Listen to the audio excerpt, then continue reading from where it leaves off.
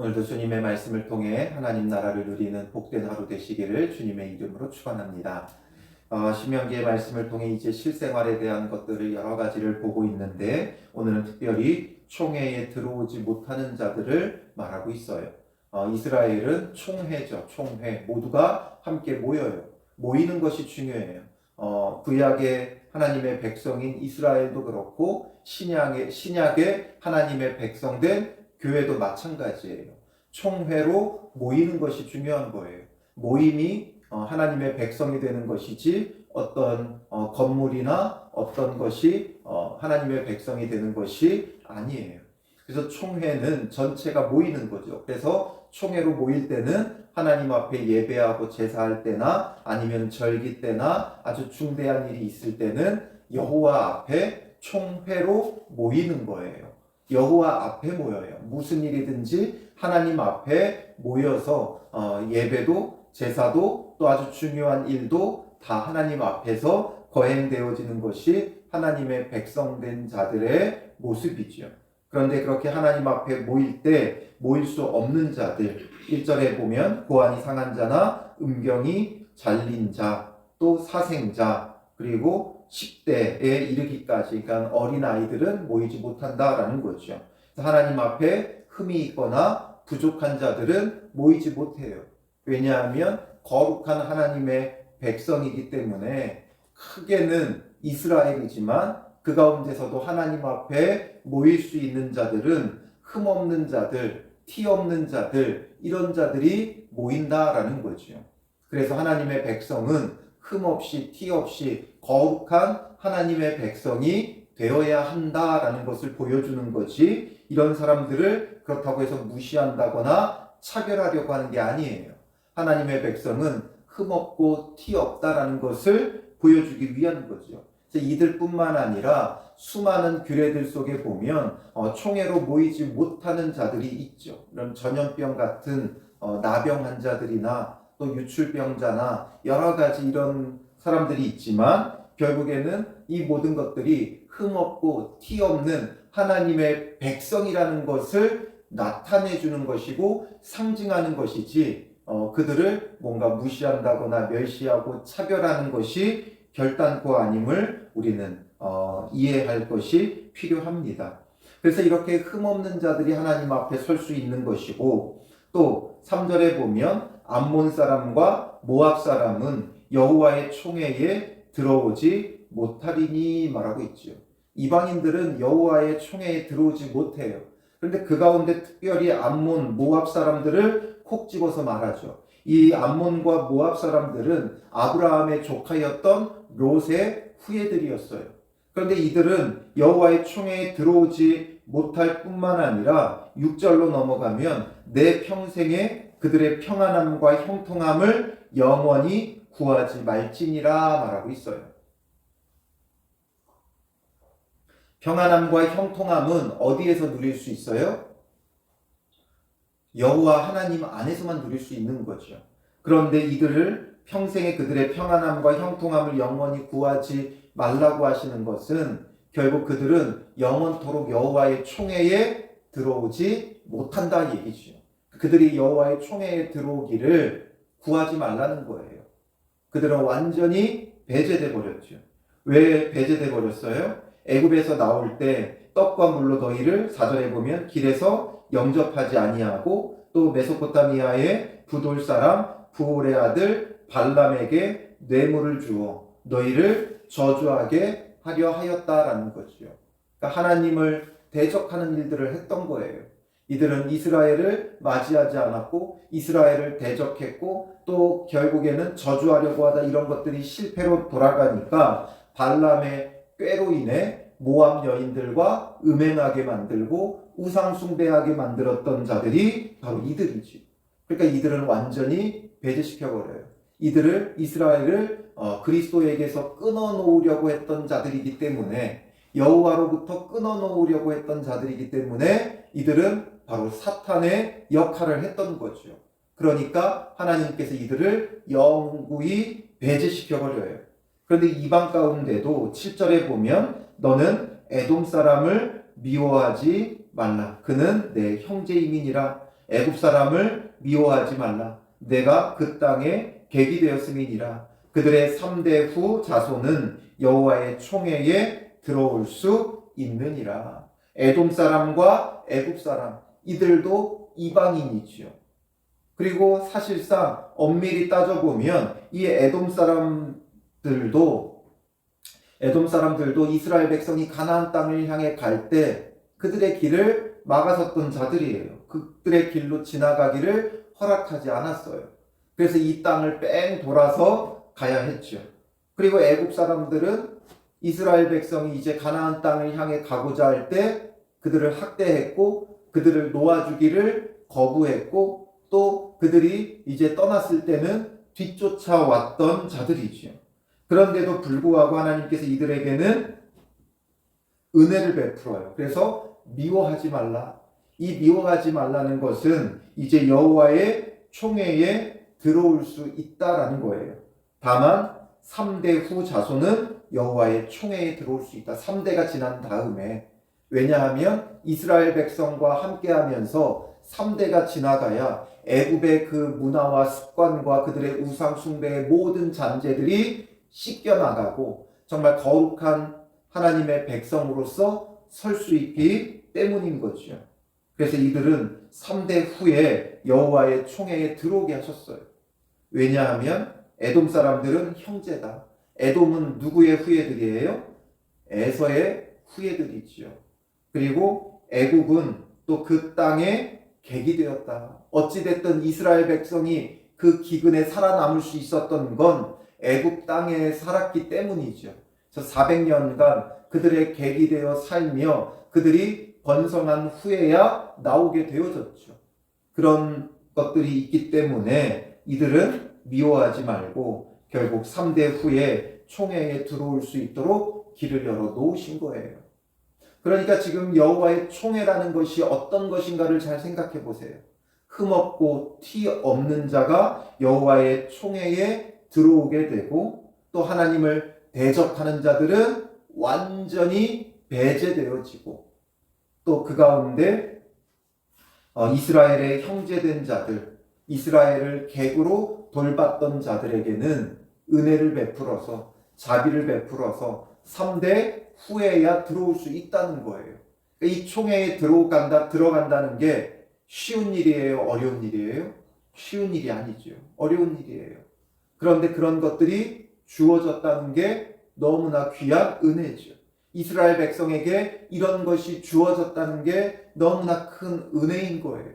그래서 하나님의 백성이 되어지고 하나님의 백성으로서 총회에 들어간다는 것이 얼마나 큰 은혜인가를 그들로 하여금 늘 기억하며 모일 때 그 모이는 걸 번거로워하거나 그 총회로 모이는 것을 귀찮아할 것이 아니라 정말 은혜 중에 감사하며 모이라는 거죠.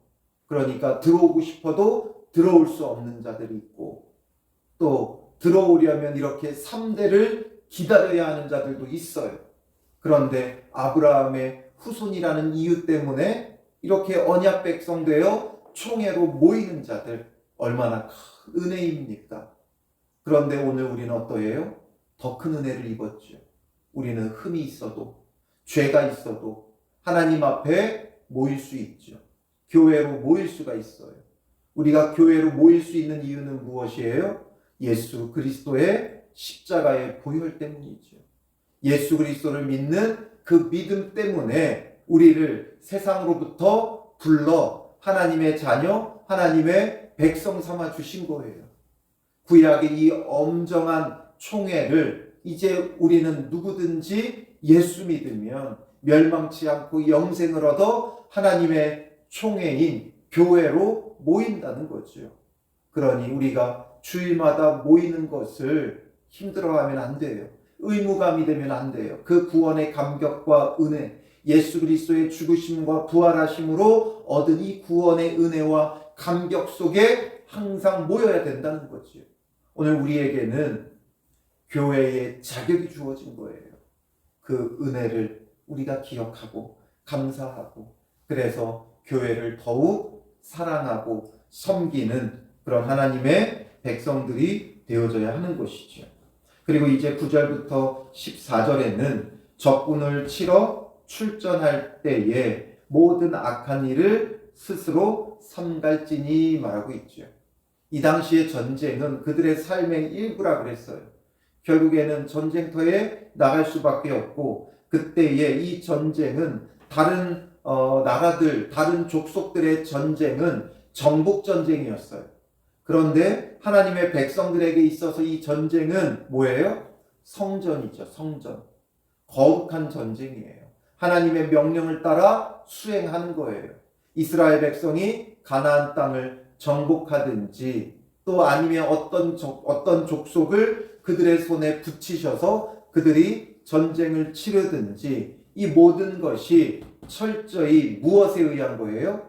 하나님이 주신 명령과 사명을 따르는 거예요. 다른 나라들은 욕심을 따라 정복 전쟁을 벌였죠. 자기들의 힘을 부강하게 하고 부유하게 하고 땅을 넓히기 위해서 정복 전쟁을 했다면, 이스라엘 백성은 철저히 하나님의 명령을 따라서 전쟁에 나가거나 또 전쟁을 치르지 않거나 해야 했어요. 그러니 이 하나님이 주신 명령을 따르는 것이기 때문에 그 수행 과정 속에 불순종의 죄악이나 아니면 그들의 불결하고 불의하고 악한 것이 없어야 돼요. 온전히 흠이 없어야 돼요. 그러니까 모든 악한 일을 스스로 삼가라. 정말 온전히 그 마음과 생각이 주님께로 향하고 주님의 명령에만 집중하라는 거예요. 그러면서 두 가지에 대해서 말하는데, 10절에 너희 중에 누가 밤에 몽설함으로 부정하거든 진영 밖으로 나가고 진영 안에 들어오지 아니하다가 해질 때에 목욕하고 해진 후에 진에 들어올 것이요 말하고 있죠. 몽설한 경우에 이렇게 하라는 거예요. 이 몽설하는 경우에는 부정하다. 그러니 이런 것들 하지 말아라. 군인들이, 혈기왕성한 군인들이 전쟁에 나가서 몽설하는 경우가 생겨요. 그러니까 금욕하며 전쟁을 치르다 보니까 이런 일들이 일어나죠. 그런데 그런 것들이 밤에 어떤 꿈을 꾸다가 음란한 꿈을 꾸고 이렇게 몽설하는 경우들이 생긴다는 거죠. 그럼 부정하니까 그런 자들은 빼라. 그 진영 밖으로 내보내라.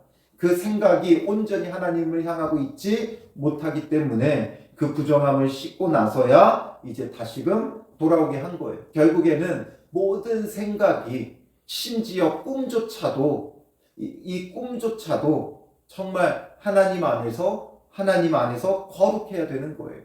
그러니까 이게 사람의 생각과 이런 것들이, 꿈은 자기가 통제할 수 없죠.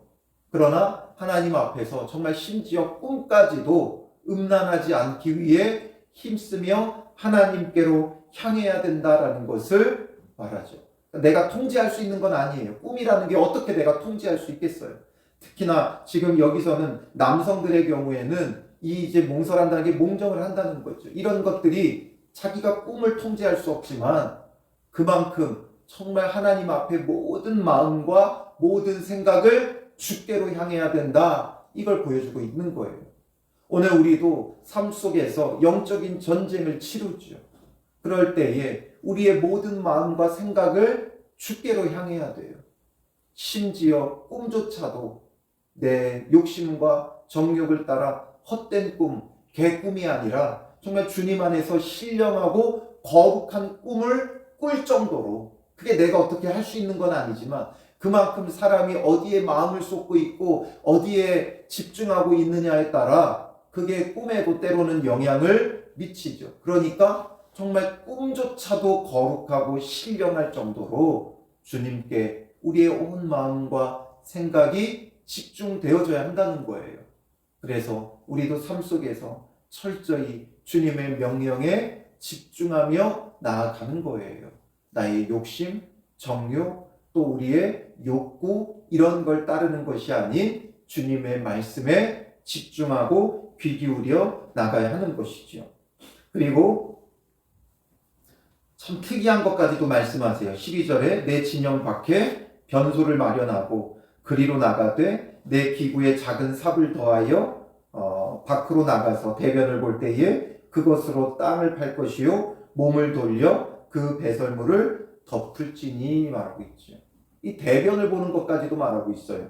변소를 진영 밖에 마련하라는 거예요. 이게 군대가 전쟁에 나갔잖아요. 그러니까 진을 치니까 그 진 밖에다가 변소를 만들라는 거예요. 이 당시에는 아무데나 볼일을 봤죠. 화장실이 따로 없었어요. 그런데 이들에게는 정말 모든 것이 정결하고 깨끗하고 정해야 되는 거예요. 이게 볼일을 보는 것은 어떻게 보면 우리의 그냥 신체적인 생리적인 현상이죠. 이런 생리적인 현상으로 일어나는 일들까지도 거룩하고 정결하고 깨끗하게 구분했어요. 그러니까 심지어 전쟁에 나가며 얼마나 많은 도구들을 또 무기들을 가지고 가겠어요. 진을 치려면 그 텐트 천막에 들어가는 진을 칠 도구들도 필요하고 또 전쟁을 치를 무기들도 필요하고 또 전쟁을 치르며 무언가를 먹으려면 조리 도구도 필요하고 또 식료품도 필요하고 가져가야 될 게 너무나도 많은데 뭐까지 더 가져가라는 거예요? 작은 삽을 더하여서 볼일을 볼 때 땀을 파고 보고 그걸 또 덮으라는 거죠. 덮어서 완전히 정결하고 청결하고, 이건 어떻게 보면 청결의 문제죠. 그러니까 청결하기까지, 영적으로 정결하고 육적으로 청결하기까지 흠없도록 하나님께서 하신 거예요. 그러니까 오늘 우리도 정말 모든 것이 정결하고 청결해야 돼요. 우리가 영적으로도 정결해야 되고 육적으로도 청결해야 돼요. 육적으로 정리가 안 되고 불결하면 영적으로도 미치게 되어져 있어요. 우리가 요즘에 이렇게 TV에 자꾸 나오는 것들을 보면, 어떤 사람들 이런 사연들에 대해서 보면 집에 뭘 자꾸 이렇게 쌓아두는 사람들이 있죠. 결국 그 사람들에게 뭐가 문제가 있어요? 정신적으로 문제가 있어요. 그러니까 정결하지 못하고 깨끗하지 못하고 쌓아두는 데는 뭔가 문제가 있는 거예요. 그러니까 우리도 정결하고 정돈되지 않는 데는 영적인 문제도 함께 뒤따르게 되어 있는 거예요. 그러니까 이런 볼일을 보는 것까지도 하나님께서 명하고 계시죠.